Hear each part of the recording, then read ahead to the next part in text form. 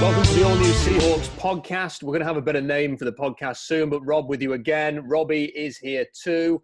And today we're going to start with this. According to reports from the local Seattle media, who were present at training camp on Friday, Jarran Reed left practice with a lower leg injury and he didn't return. Big news there.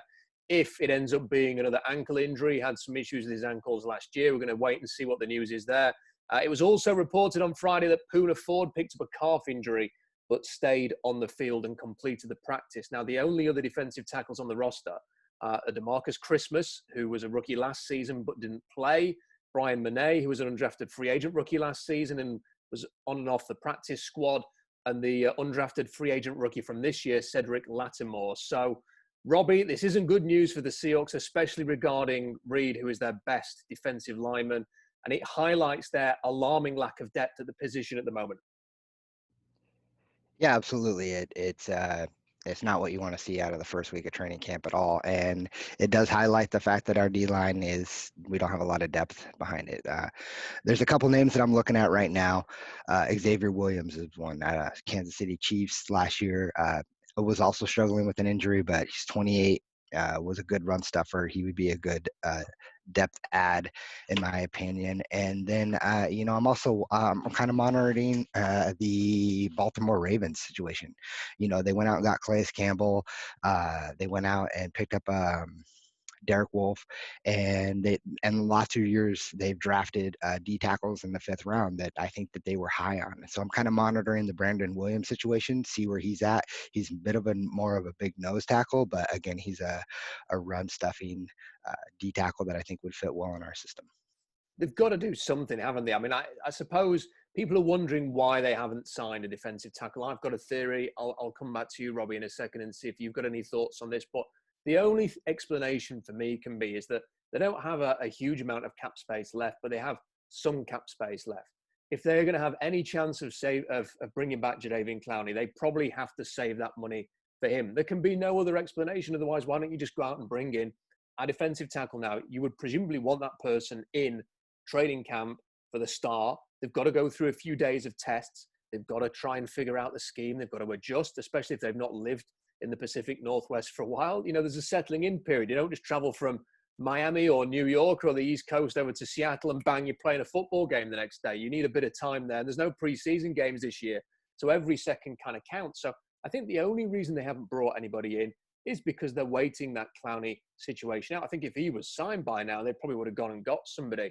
And on top of the names that you've mentioned, the kind of names that you hear more often than not that are being linked with the Seahawks, so people like Marcel Darius, who was linked as well, who's a free agent. But this is a guy who's earned, I think, $90 million in his career. How motivated is he going to be to come and play in Seattle for a couple of $1 million? That's the question that I would ask, at this stage in his career. Damian Snacks Harrison, who thought about retiring a year ago, and this year was pondering sitting out because of coronavirus. And you've got Brandon Mebane, who I think is 36 years old now. On top of it's great that you brought some new names to the table, because I think when people look at those three names, they're very familiar. But maybe the Seahawks are going to look for somebody who is maybe in their late 20s, who's maybe got a little bit more juice, has a little bit more to prove, who can be a role player rather than necessarily just being that big name who slots in there. Yeah, the reason why they haven't done it is all about Clowney, and it comes back to Clowney. This whole offseason has been about Clowney. I mean, it is, and that's the reason why we haven't seen the move made. They're saving the money for that. But yeah, those names that you bring up, I could see Mebane being a real possibility. I don't know about Sax Harrison, man. I just really feel like he's done. You think he's done with football, and if he does, I don't think he'll sign until later in the season, later in the offseason program. I just don't see him joining anytime soon. And you're right, Marcel Darius. How motivated would be? I don't think he would be that motivated to play here. And maybe Pete Carroll could get something out of him. But this is why I'm monitoring some other names. Xavier Williams is one, being a guy he's got something to prove. He was injured last year with the Chiefs, and they won the Super Bowl. He is a good player. He's a good run stuffer. He doesn't present a lot on the pass rush, but he is. I think he's a solid player that would add a great depth, and he's available. And he would probably come in for a pretty cheap amount, kind of a 1-year prove-it deal. So That's why I think that's the name that I'm looking at the most. Again, I'm also monitoring the Ravens situation. I did see Rob, someone I don't remember their name, so I'm sorry I'm not giving you the call out, but someone had said in your blog that they were looking at Pete Carroll and John Snyder were waiting on some cuts. I do think that's a real possibility. I know it's not an ideal situation, but if you start looking at some of these teams like the Ravens or whoever who've got depth at D line, they're going to have to make some moves. And Brandon Williams is one of those guys. He's making over $10 million. They'll save about $4.5 million against the cap if they cut him. He's a guy that could come. He's a plug and play player. He'd come in and be a good depth add for us. I think the thing with the whole waiting for players to be cut, it comes with an issue there of the waiver wire. So if a team cuts a player before the season starts, Brandon Williams probably isn't the case, because if the Baltimore Ravens cut him, he probably gets through waivers. I would imagine he's going to get through waivers, and then teams can speak to him directly and say, this is what we want to offer you to come and play. So then the Seahawks can recruit a guy like that if they wanted to, try and bring him in. But if you're talking about a guy who was maybe drafted in the third day or the second day of a draft, it hasn't quite worked out, but you were high on him a couple of drafts ago or something like that, the Seahawks, I'm guessing, are going to be picking quite late in the waiver wire. And there's always a chance. You've seen it in previous years. I remember when Cleveland were always the worst team in the league. If a big name got cut, John Dorsey would snap them up straight away because they were building a roster, and you might as well have a look at that guy. And those names often went to the teams who were the weakest in the league. So, you might have your eye on this particular guy, but if there are 20 other teams in front of you in the waiver wire who also want him, you ain't going to get him. But the Seahawks have got to do something there. This Clowney situation, I agree with you completely, seems to be dragging and delaying things with the defensive tackle. And fingers crossed the Seahawks can get a little bit of a solution here on this D-line, because it needs talent and it needs depth before the season begins. Now, Robbie, for all the talk of the D-line, I wonder, is the O-line a concern at all as well? I wonder how Seahawks fans feel about this. We're having this conversation in the podcast. Join in the comment section and let us know what you think, because first of all, there have been some changes this year. Pete Carroll said he wanted continuity, but there have been maybe more changes than perhaps he expected when he said that at the combine. Dwayne Brown and Mike Yapati might be the only retained starters. You're going to have BJ Finney or Ethan Posick at center. That is a change. Damian Lewis at right guard is a rookie. That's a change. And Brandon Shell is going to be the guy that comes in for Jermaine Ifedi. There are no preseason games to prepare. It's hard to get that chemistry going just practicing. So do you have any reservations about how the Seahawks might perform, especially early in the season, on the O-line? Yeah, I mean, the beginning of football is always ugly, right? The first couple weeks of the season always seem like that's ugly football, and it doesn't help that there's no preseason games this year. I will say that you've got you're not putting out 5 rookies to start on the O-line, right? You do have Dwayne Brown and Apati who have leadership skills. They've got, they've been around the league for a long time. Brandon Snell, he's been playing, as well. I'm not, he's not my favorite pick for right tackle. What I'm reading about Damien Lewis, rookie, he's good, man. I'm excited about him. Yeah, I got a little reservation though. I mean, I feel like we're relying a little too much on Russ's ability to escape and Russ's ability to maneuver around the pocket and not get hit. And I think you're putting him at risk. But I'm not as worried as maybe some others are. I think just being around football enough know that the first couple of weeks of football are ugly anyway, so it's not gonna be pretty, but hopefully they'll start to gel throughout the season. I mean, Damian Lewis in particular, really liked him at LSU. If you watch his tape and if you watch his Senior Bowl tape as well, he really stands out. And I got a chance to interview him before the draft. He's a really cool guy, very, very dedicated to football, and I've absolutely no doubt that he will be doing whatever it takes to make sure that he is right on it for the start of this football season. However, as we've seen in the past, it's proper football now. In week 1, you're going to go out there, you're going to be facing a new look Atlanta Falcons defensive line. You're going to face some big guy. Grady Jarrett's going to be there. He's going to fancy his chances against the rookie. So it's going to be a steep learning curve for him. They're going to rely a lot, as you mentioned, on Dwayne Brown and Upati to get these guys ready, to make sure that they're communicating properly. And that's the thing, with a D-line, you're kind of talking more about individual talents and 4 being able to beat 5. With an offensive line, it's about all 5 of those guys being on the same page, picking up your stunts, where do you need to be? What is your job on this particular call? Yeah, do you know what? Your left tackle and your right tackle have got to block off the edge as well. Yeah, your interior guys have got to drive people off the ball in the running game. But more than anything, you need to communicate and you need to get together. So that is going to be a bit of a challenge for them moving forward. But, you know, it's strange. I wonder if Justin Britt, if he was healthy or healthier than he is, and Pete Carroll talked about him on KJR when he did the interview the other day and said he's just not quite ready yet. I just wonder if he was a little bit healthier, whether they might think about bringing him back as well and throwing him back into the competition just to have that extra bit of experience. But I suppose the other side of this, Robbie, is that there are going to be many other teams facing this as well. I mean, look at the Jets. They've completely redone their offensive line this offseason. The Seahawks are going to play the Jets later in the year. So there are going to be a lot of teams are going to be facing this kind of a problem on the O-line, especially with no preseason games. You know, the only real worry I have about the offensive line is the depth. If Dwayne Brown goes down, who's your left tackle? You know, that's where my worry comes in, is just the depth on the O-line. You know, I'm gonna miss having Fant as that guy who could come in and play any position. And I do think you're right. I think I could see Justin Britt being brought back. It wouldn't surprise me at all. And I kind of actually expect it. I mean, when he gets healthy enough, I think he's going to be the guy that'll end up being your center. I can't really see any other way around it. I don't see them going with Finney as the starter, and you know, unless Ethan Posick steps up and really becomes the center, I just don't see it happening. And one other way that they can maybe protect this offensive line early on is, it's Wilson's ability and his ability to try and avoid pressure. That's going to be a bonus, I think, especially in the first couple of weeks, first 2 or 3 weeks this season, as a bit of chemistry is built.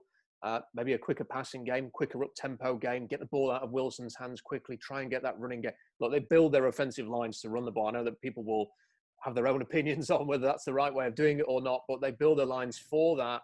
Look, first 2 or 3 weeks, I hope the Seahawks fan base doesn't overreact if they run the ball or try to run the ball a little bit early on, because that's the only really way that this defensive line and this offense is going to settle down without those preseason games. Now, you mentioned Dwayne Brown. I was a little bit surprised this offseason that they had other needs, and I get it, and they addressed those other needs. I thought at some point they would draft or sign somebody who could be a developmental left tackle. Dwayne Brown is going to be 35 on the 30th of August. I think he's got a contract for another year after this one. Who knows how much longer he's going to play? We've seen Andrew Whitworth go until he's nearly 40 years old now, so he may well do the same thing. But there's also a possibility that he retires at the end of this season or the next season. And then the Seahawks are left with a bit of an issue because they don't have a first-round pick until 2023. So, Robbie, were you a bit surprised too that they didn't just add somebody that they can work on in the background there and replace Fant as that, potential heir apparent in 2 or 3 years' time?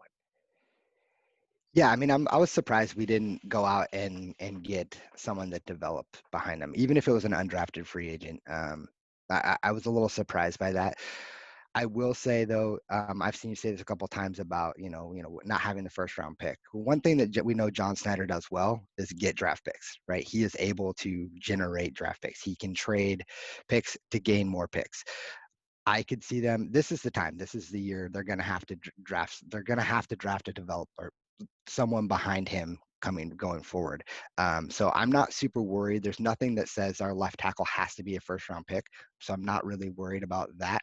I do think this is the year though that we need to go out there and get someone that needs to groom behind him to learn the ropes as a left tackle, because that's one of the most important positions in football. And I could see us doing that this year. I mean, it's going to be a need. I wish they would have done it this year. I can see why they didn't, but again, I'm not super worried about the fact that we don't have a first round pick to go out and get maybe a first round left tackle.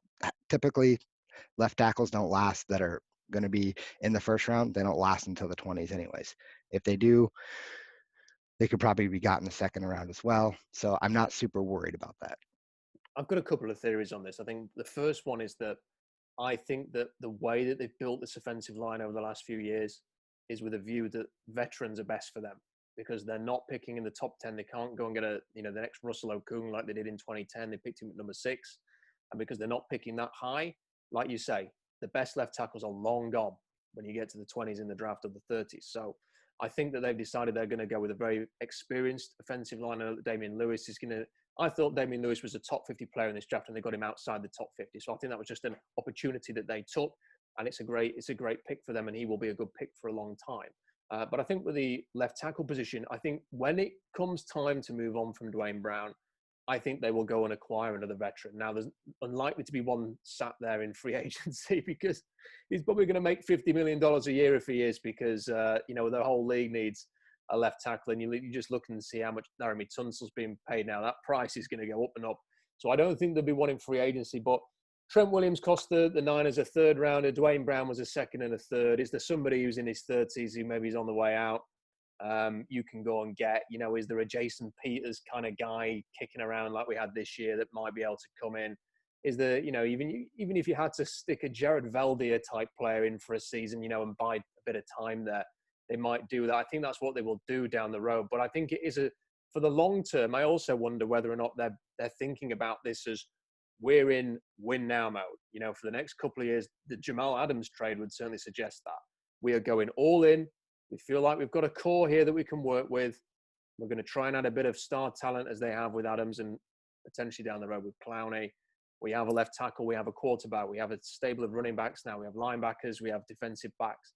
I think that they're sort of really honing this in. And I think in a couple of years' time, or maybe in 2023, when they've got all their picks back again, Robbie, they may even be looking at another reset there to try and reshape things again. That could be a distinct possibility. Yeah, for sure. I mean, I can see that being a real thing. And this is kind of that time, Russ is in his prime right now, and you want to capitalize on that. So I could see them going all in while they have their quarterback in their prime. Once he's over that hill and once he's out of that prime, you reset and try again. So I'm not super worried about the first round picks. The other option, of course, is that seeing as they have about 17 tight ends on the roster, maybe Greg Olsen could fill in there. And I don't know if he's ever played left tackle, could add another 60 pounds. Sure. Out sure. on the edge there. Maybe Uncle Will could, he's played D-line, might not give the O-line a bit of a try. As long as his legs can hold up, absolutely. Let's finish talking about the tight ends. Let's just finish this podcast here by tweet. That is, we talked a lot about the D-line and the O-line and some concerns here, and we talked about Jadeveon Clowney last time. I think one of the positions of strength is this tight end group that they've got. And I know people are quite quick to kind of usher Jacob Hollister out the door to save another $3 million because he's got a decent contract this. But actually, when you look at it, you've got Greg Olsen, you've got Will Disley, you've got Hollister, who, Hollister's never going to be a top 5 tight end in this league. He's size-wise, he's never going to be George Kittle, is he? He's never going to do all the blocking stuff, but he gets into areas. He made some big plays, and Russell Wilson had a bit of chemistry, and they certainly trusted him. I mean, they trusted him with a big play at the end against the Niners on week 17. And then you've also got, the rookies coming in as well. It's a decent stable of tight ends, and this is an offense it feels needs good tight end play, and they suffered maybe with all the injuries they had at the position over the last couple of years. Yeah.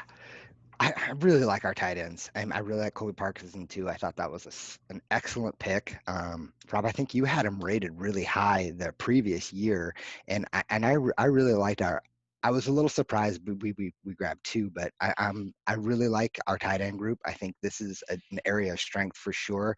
I can see why people want that extra $3 million. If the $3 million gets us Clowney, you have to wonder, is Hollister worth holding on to so we can spend a couple extra mil for Clowney? But he's also a trade value. I think they put a second round tender on Hollister for a reason. They like him, they trust him. He does a good job in the passing game, and Russ absolutely trusts him.